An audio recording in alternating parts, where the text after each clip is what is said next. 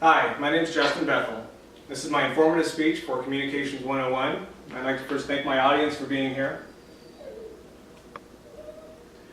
I'm a plant manager for a large food processing company. Working for a company with over 100 employees, that means that most of my time is spent on human resource functions. Today I'd like to cover how those functions help relate God's values to the organization. Those values include helping others in need, acting with integrity and fairness, and fulfilling the Great Commission through spreading the word. Human resource functions are an integral part to any organization that employs others. Those functions include recruiting and hiring the workforce, developing compensation and benefits packages, and engaging employees through orientations, training, and other communication avenues. Effective command of human resource functions will help ensure that the organization is managed to God's satisfaction.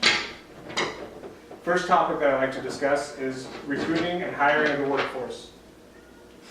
This relates to God's value of helping others in need.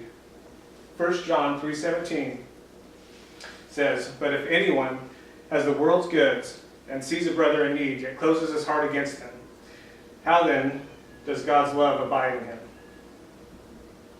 It's not so easy for a human resource manager to just find somebody who needs a job and give them a job. HR resource organization website, hrcouncil.ca, tells us that matching the right person to the right job is important. Equally as important is for the recruiter to know the goals of the organization and to know the role of the job for which they're hiring. It's important to make sure that underqualified candidates aren't hired for a position, because the goal of employment is for the long-term success of both parties, the employee and the employer. Equally as important is not hiring an overqualified person for a position when that person wants to put all of their qualifications to use. Doing so could lead that employee to trying to find more fulfilling work elsewhere. It can also lead to the employee providing less than adequate work to the employer. So creating jobs for people is one way that an organization can align itself to God's values. Another purpose of human resources is developing the compensation and benefits packages. This aligns to God's value of acting with integrity and fairness. 1 Timothy 5:18 says, "You shall not muzzle the ox that treads out the grain, and the laborer deserves his wages." This is another area where human resources must serve both parties, the employees and the employer. The employees need to be rewarded for their work, and they need to be rewarded fairly. That means that an employer must pay them a fair wage, must pay them accurately, and must pay them timely.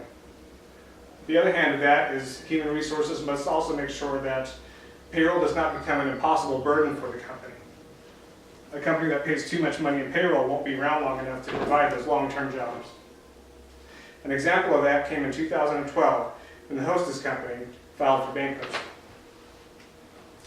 A 2012 Forbes article, "Did Hostess go bankrupt in 2012 because people no longer find Twinkies appealing?"